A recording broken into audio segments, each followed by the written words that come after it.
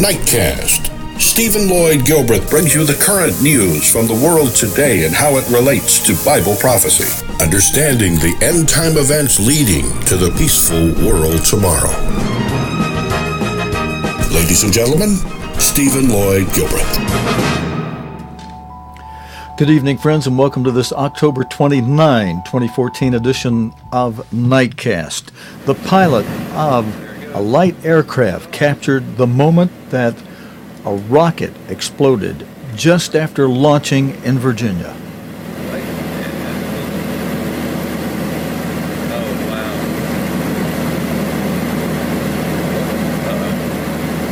The unmanned rocket was supposed to be taking supplies to the International Space Station. This video is courtesy of Ed Sealing. And friends, we'll have two other videos related to this shortly in the program. One including video by the BBC who was on the air live at the time, and so we'll have real close-up of the explosion of this unmanned flight that we'll be showing you a little bit later in the program. In fact, after this first story, I simply want to go over to one story before we go into more about that unmanned rocket explosion in Virginia yesterday. About 100 people are feared dead following a landslide in central Sri Lanka, the government says. Emergency workers rushed to the scene. Rescuers are trying to reach hundreds of people still trapped under the mud. This is a poor region of Sri Lanka known for tea plantations. The plantation workers are housed in small shacks, many now destroyed or engulfed by mud, leaving the village in shock. The children were in school when the disaster struck. That saved their lives, but many are now suddenly orphans. We are still looking to see if we can find any more survivors. The people who have survived, and especially the children, are being given shelter in the schools nearby. All this was triggered by heavy monsoon rains. The bad weather is causing chaos. Blocked railways and roads make it harder for rescue teams to work. Jill McGivering, BBC News. And friends, that story relates, let's put our chart up on the screen for just a moment. That story relates to the fourth seal. Now, some of you have been used to the fact that for many, many years we emphasized in the Church of God that the fourth seal depicted disease epidemics. And it does, and that's the primary thing. However, Jesus Christ, when you compare Matthew 24, Mark 13, verse 8, and Luke 21 to Revelation 6, which mentions the fourth seal, which is depicted there in Revelation as a pale horse, whose rider is named Death, and on the heels of which, not exactly alongside, but following, right on the heels of this pale horse and its rider named Death, is, Revelation 6 says, is Hades, hell, the grave.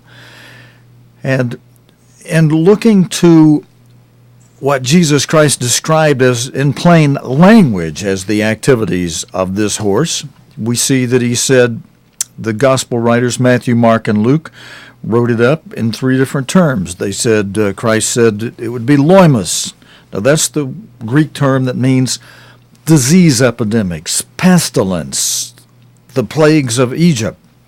But Christ also said that between the third and the fifth seal would be seismos, or the Greek term meaning seismic activity, commotions in the air such as gale force winds, hurricanes, typhoons, tornadoes, that kind of thing, and commotions on the ground, earthquakes, volcanic eruptions, tsunamis, wildfires, flooding, commotions on the ground.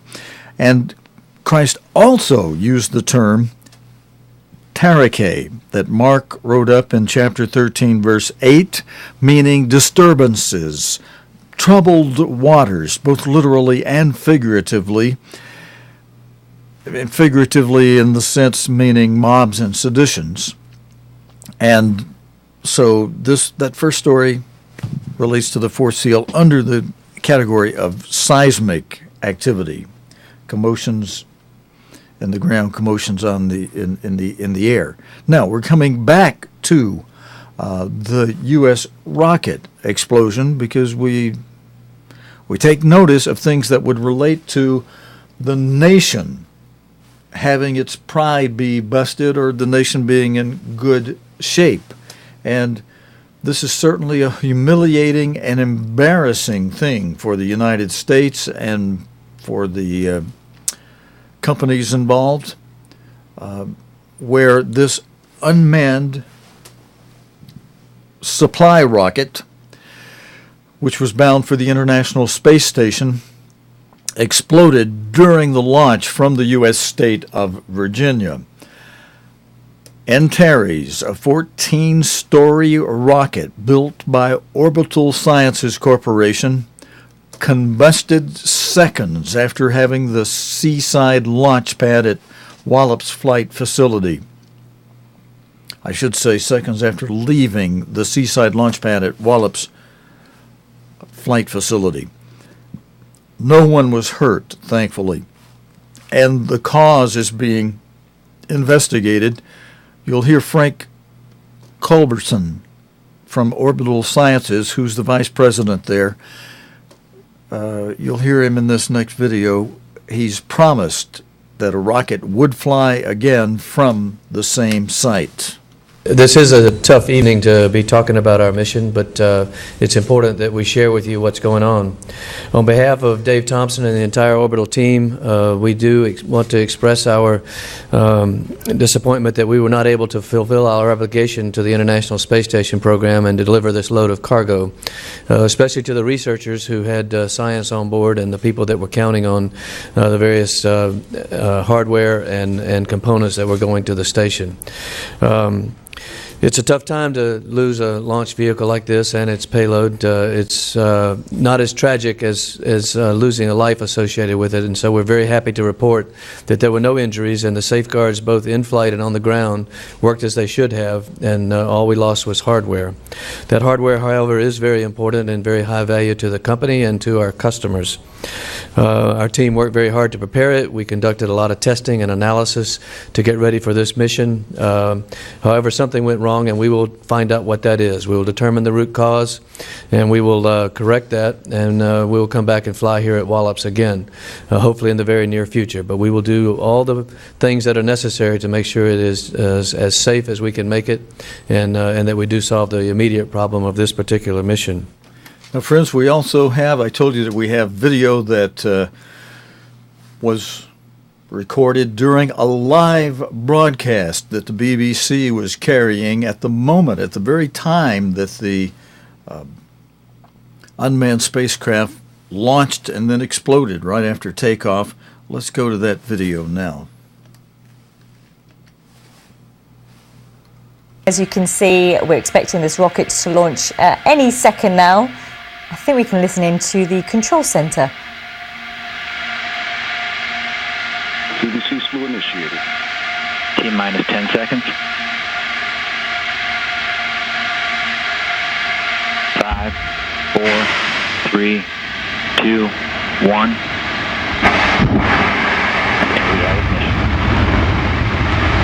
And we have liftoff of Antares, the Orbital 3 mission that brings Cygnus on its third CRS mission to the ISS.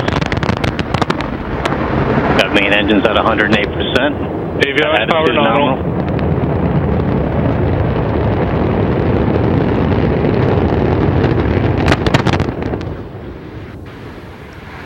You're watching BBC World News. This is seen live in Virginia, where we were just listening to the control center on the rocket launch Team, be advised, stay at your consoles. destined for International Space Station. I think we can just listen into what's happened. In your consoles. In the LCC, maintain positions at your console.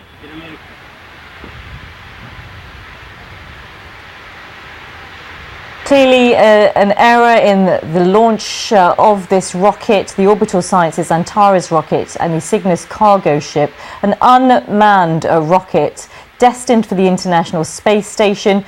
Within a few seconds of liftoff, the rocket appeared to implode on itself and fell back down to ground. So worrying scenes there for the team that are involved, the NASA team. They're expecting this launch to go according to plan. It hasn't done. And that is the scene there live in Virginia, a failed rocket launch that was destined for the International Space Station. The United Federal Reserve has announced it's ending its quantitative easing QE stimulus program that was begun in 2008. The Fed said it was confident the U.S. economic recovery would continue despite a global economic slowdown. The BBC's North American editor, John Sopel, reports. It's a picture of well-being, of outdoor living, of feeling pretty good about life. But it wasn't always like this in Sarasota, Florida. This factory making reinforced doors and windows saw a financial hurricane rip through in 2008, taking virtually everything off its hinges. The market went down 92% as the housing sector collapsed. Sales dried up overnight. But now, the company is back. I think the U.S. economy is definitely on the right track. I think we're still in the early stages of a full recovery. I think that recovery is going to take a while, because for the first time in our nation's history, the government really got involved in the recovery versus letting the free market take the recovery. And government involvement came in the shape of quantitative easing. For 6 years, America's central bank has pumped nearly $3.7 trillion into the US economy. The Federal Reserve bought government bonds and mortgages to get banks lending, companies investing and people spending. Interest rates were kept low, between 0 to 0.25%, and the growth rate has now picked up from almost flat to 4.6% in the last quarter. Adam Posen heads the Peterson Institute, but sat on the Bank of England's Monetary Policy Committee at the height of the crisis. So, has the stimulus programme worked? Yes. It wasn't enough to save everything. It never was supposed to be, but it prevented the worst outcomes from happening, which was continued panic in the market, downward spiral in prices, lack of confidence in the payment system, and it provides some boost through asset prices and other means to the economy. Now, friends, that was an interesting statement. I hope you got that. He said that it was never meant to resolve everything. And you know, the real reason why this country is still afloat is because the great God is not through with what he's doing from this country. And the blessings that he promised to Abraham and Abraham's offspring, especially Joseph, who had the two sons Ephraim and Manasseh, with Ephraim being the modern-day descendants of the UK and Manasseh being the modern-day descendants of the United States of America. I make that distinction because United Europe is headed toward becoming a confederation. In other words, a full-formed confederation, a United States of Europe. Eventually, as this fifth seal, it's the next major event in prophecy that'll be kicked off with great tribulation, begins at the same time that the seventh head, the final head of the Holy Roman Empire, will be coronated, will be crowned in a coronation ceremony that'll be conducted by Pope, maybe not Pope Francis, but some Pope of the Roman Catholic Church, it's always been a Roman Catholic Pope who has crowned the heads, the emperors of the Holy Roman Empire. And it's to be revived one last time. It was revived previously for a short 9 years between 1936 and 1945, when Mussolini made the announcement after he invaded Ethiopia that he had revived the Holy Roman Empire. And then on April 29, 1945, he and his mistress and his other comrades were hung upside down by their heels from an Esso gas station, from the you know how the gas station has these canopies above the gasoline pumping devices.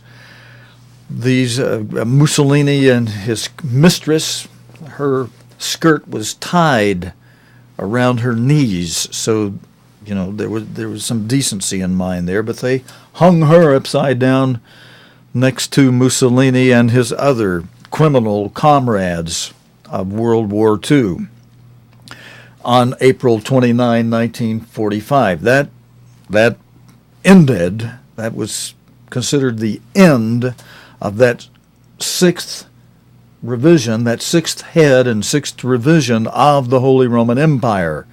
That leaves only one. You know, there's a verse of Scripture. I don't have a slide to put up for you, but if you want to turn to it in your Bible as I turn to it in mine, it's found in Revelation 17 and verse 10. That is a verse that was written in the present tense for the 9-year period between 1936 and 1945. That verse reads as follows: "And there are 7 kings." Now let me see, as I read this, let me see if I can bring our slide. First of all, let me bring it forward. Oops, let's see. Actually, I want to bring the whole slide up on the screen. I think, there we go. Here's the whole slide. Now, I want to go over to the top right side of this. Am I going to be able to get over there with our current buttons? This one takes us over to the left side. This one, let me come back to where we were. This one will take us over to the bottom right side. That'll do for now. Just above this, I was hoping to go. I see I don't have a shot set up for that yet, so I'll have to fix that and get that for you. The top part of this slide that we're on right now, I'm looking for another shot for it while I just try to tell you this. Nope, I don't have it set up, so I'm not able to go to it without somebody assisting me here. But let me just come back for a moment. We'll go back down the bottom in a second. On the top right side, even though I'm unable to go close up on it at the moment, the top side of this chart lists the 5 kings that are fallen, that are mentioned in this verse. And I'm going to leave this slide up while I just reread it to you, of Revelation 17. It's verse 10, and it says, "And there are 7 kings." And now it's talking about the 7 kings who are the last remaining horns. If you look over on the left side of this chart, toward the bottom, or actually on the bottom row, the second one over, you see a mean-looking monster head. And on that head there are 10 horns protruding. Now 3 of those horns are very tiny, small little horns right on the front of that gruesome-looking monster head. And they're small because they were short-lived during the time of the Vandals, a couple other rogue governments that the Pope had destroyed. And it flipped the Roman Empire on its head for a short time, but then there was a revision. And when that fourth horn was considered the first of the remaining 7 horns. So you take away the first 3 tiny horns that were uprooted. You take those 3 from the 10 horns, and that leaves 7. And so God makes a specific reference to the remaining 7 after the first 3 little horns were uprooted. And he does so for a very special reason. Those latter horns, those last 7 horns, are ridden by a woman. And that woman is the Holy Roman. It's the Roman Catholic Church, and its Pope. That's the woman that rides these 7 remaining horns of this beast. That fourth one is 7 kings. We pick up with that fourth one through the 10th are the remaining 7 horns that Revelation 17 verse 10 is speaking of when it says, "And there are 7 kings." These 7 kings are the remaining 7 horns on this ugly beast down at the bottom on the left side there, second from the left. The remaining 7 horns are these 7 kings. And then Revelation 17 verse 10 says 5 are falling. There are 7 kings, and 5 of those 7 kings are fallen. The top of our chart there, we're listing those 5 kings that are fallen, starting with Justinian, ending with Napoleon. And then the verse says, "And one is." Now that's present tense language, friends, and there's only one time when that one is can be present tense, and that's when that one is active. And that one king that was active between 1936 and 1945. We know that because we can trace, history has done it. We're not the only ones who have been aware of these 5 kings who have fallen and who they were. But very few, even today, are aware that that 6th king, the one that says one is, the one that existed between 1936 and 1945, very few are aware that Mussolini was that 6th head of the revived Holy Roman Empire, which had, again, a very short-lived 9-year existence. And that makes the rest of this verse be future. And the other is not yet. It's kind of present future, perfect future. It's and the other is not yet. That's present future tense. In a way, it's present perfect tense. It is not yet. But is not yet means there's some future element involved with it, and that there one is to come, in other words. And the rest of the verse says, "And when he comes, he," that 7th head, "must continue a short space." And so the bottom, now let's go to the bottom of this chart, where we got the 5 that are fallen above it, and then we got the one is that Revelation 17, verse 10 of Revelation 17 says 5 are fallen, and one is. And there you can see Mussolini with his hands saluting in the air in the photograph next to Hitler on the right side there. And the caption reads, "Gabriele unites Italy in 1870 to 1945.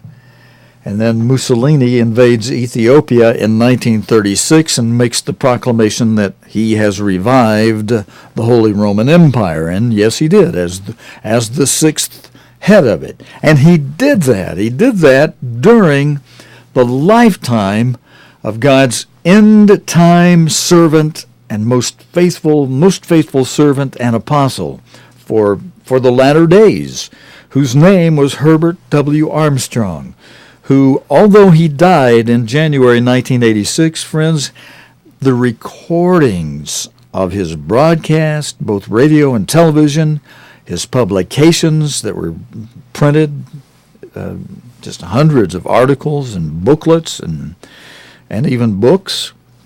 They're all available today on the internet, free of charge. Just Google for Herbert W. Armstrong. You'll find just loads and loads of videos, audio recordings, and publications and writings that you can explore. And as I said, we're going to try to be presenting some of them here with excerpts from Mr. Armstrong's broadcast during this broadcast in the future, when I can get on top of things just a little bit better here, God willing. But that 6th head existed between 1936 and 1945 during the lifetime of Mr. Armstrong, who was born in 1982. And so in 1936, when Mussolini invaded Ethiopia, that would have made Mr. Armstrong 43, 44 years old, right in the prime of his broadcasting. We were still, at that time, only basically largely United States bound in the broadcasting, even though Mr. Armstrong broadcast from a station in Mexico that was 100,000 watts, but it aimed its signal into the United States and was in the English language and was primarily intended for the English-speaking peoples of the North American continent.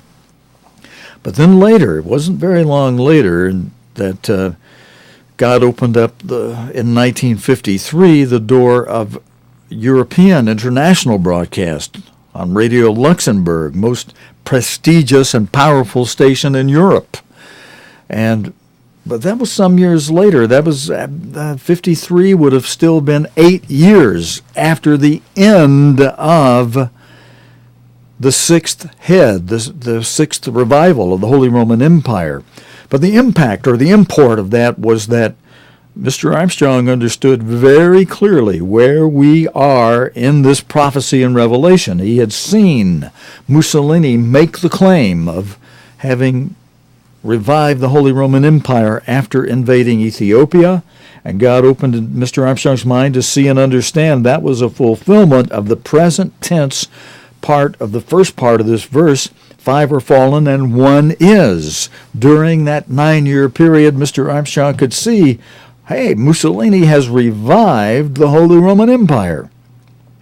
But he would have to go, and the other that's not yet would have to come, who would come but for a short time, and that would be the seventh and final thing of it, and that'd be the end of it all, because verse 11 in Revelation 17 says, and the beast that was and is not, even he is the eighth, and is of the seven, and goeth into perdition. And verse 12, and the 10 horns which you saw are 10 kings, which have received no kingdom as yet, but receive power as kings 1 hour with the beast. Now that's another 10 horns. That's not, let me back this slide up now. Just notice the bottom row before I back out of it. The one is yet to come. There's one that's not yet come, and when he does, he'll come for a short time. So in parenthesis, Mr. Armstrong put it this way, 1 is yet to come. And that'll be the final revival of the Roman Empire by 10 rulers under 1 dictator, emperor, beast, the Bible calls it. But let's back out of this slide. And I'm going to go ahead and switch on over here, and I'm going to come back out with you, friends. And so there's one final resurrection of that beast power to come. That's what we're watching for. And when that does come, that will kick off the 5th seal, which is the next major event in prophecy. Now, if you've tuned in tonight for the first time, our news report primarily watches current news of the day that fulfill these first 4 seals. If it fulfills the first seal, which Revelation depicts as a white horse, Jesus Christ described that as religious deception. He said, many would come in my name saying that I, Jesus Christ, am in fact the Christ, and yet they would deceive many. He also said that of the second seal, which is depicted in Revelation as a red horse, Christ said that in plain language, the activities of this red horse, the second seal, is war, rumors of war, and world war, nation against nation, kingdom against kingdom. And third seal, he said there would be famines depicted by the black horse, and the fourth seal, there would be disease epidemics and earthquakes and tsunamis and wildfires and floods and weather conditions and seismic activity that's adverse to the world, and terroricade, trouble, disturbances. Not the mega trouble of the 5th seal, but just flat, plain trouble. And that trouble, that part of the 4th seal, will be like the prelude music playing. That trouble will build and build, and that'll be telling you, friends, hey, the big mega trouble, the great tribulation is coming, and that's a time, as Christ described it, of religious persecution, and more than just persecution, it's a time of they'll take you up and they'll kill you. It'll be a time of the martyrdom of God's saints, and that'll happen during the 5th seal, during the Great Tribulation, during the time when the seventh and final head of the Holy Roman Empire, has been crowned by the Pope in a coronation ceremony in Frankfurt, Germany. Why do I say Frankfurt, Germany? It's always been in Frankfurt, Germany, that the Pope would go over to the Emperor's Hall. That's where they held the coronation ceremonies for these emperors who became the heads of the Holy Roman Empire. So it's just history. History will be carried out in the same way in the future, and the United States helped rebuild that Emperor's Hall that had been bombed out toward the end of World War II. Good old United States taxpayers, you helped rebuild it through the Marshall Plan, according to the old original architectural design, but with new material. Friends, we're out of time tonight. The next story I had was just going to show you how an island in Louisiana is slowly disappearing into the sea. Maybe I'll show that to you another time. It's just a historical factor that shows the continuing lack of blessings upon the United States anymore, and in fact just the opposite of that. Opposite of blessings is cursings, that God says that's the way it'll happen if you don't obey me. And we'll say more on that in a future broadcast, but we're going to wrap it off for tonight, this Wednesday night edition of Nightcast. God willing and the creek don't rise, friends. We'll be back again tomorrow night, Thursday night, and hopefully, that'll be up to God what happens tomorrow. We'll be back with the day's current news related to the Bible and prophecy here on Nightcast, God willing, tomorrow night, Thursday night. Until next time, friends, this is your host, Stephen Lloyd Gilbreth, saying so long and good night, friends. You have been watching Nightcast with Stephen Lloyd Gilbreth. Nightcast can be seen Sunday through Thursday nights here on cogtv.org. Tonight's program is also available anytime on demand in the cogtv.org video archive.